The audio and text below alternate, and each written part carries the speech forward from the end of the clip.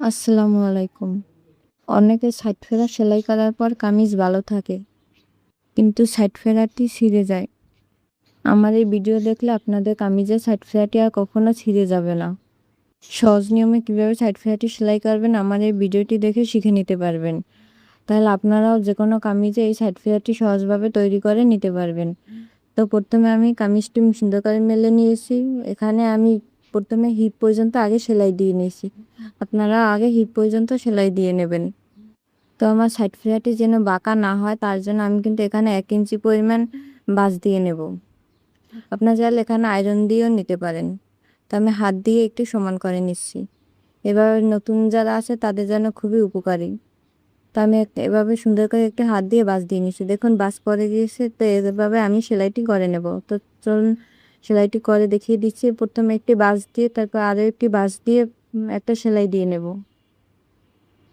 Side ফেরা কীভাবে সঠিক নিয়মে সেলাই করতে হয় আমার চ্যানেলে ভিডিও দেওয়া আছে, আপনারা ওখান থেকে দেখে আসবেন। তো আমি আজকে সাইড ফেরাটি ভালোভাবে দেখাবো না, তো আমি সাইড ফেরাটি আগে সেলাই করে নেব।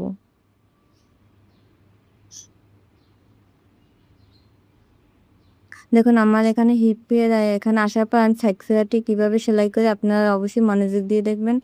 তো আমি একটি কাপড় সুন্দর করে ভাঁজ দিয়ে নিয়েছি, এখানে 1/2 ইঞ্চি একটু বেশি আছে। তো এই যে পট্টিটি আমি এখন সাইড ফেরার যে আমি হিপ সেলাই করছি হিপের ওইখানের থেকে বসিয়ে নেব, নিচের দিকে আমি ভাঁজ দিয়ে দেব। ভাঁজ দিয়ে পট্টির উপর আমি সেলাইটা দিয়ে নেব। তো সেলাইটা দেওয়ার পর এখন কামিজটি আমি ঘুরিয়ে নেব। ঘুরিয়ে অপর সাইডেও ঠিক এইভাবে ভাঁজ দিয়ে নিচের দিকে দেব।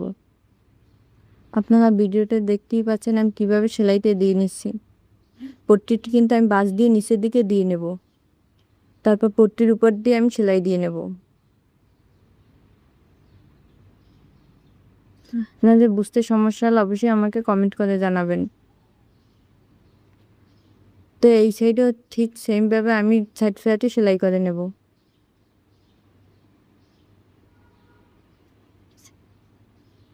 সাইড ফেরাটি অনেকভাবে সেলাই করা যায়। তো আমার চ্যানেলে একটি ভিডিও দেওয়া আছে, আপনারা গিয়ে দেখে আসবেন। সেলাই কাজে যারা নতুন তারা কীভাবে সাইড ফেরাটি সেলাই করবে তার সহজ নিয়মে শিখতে পারবে।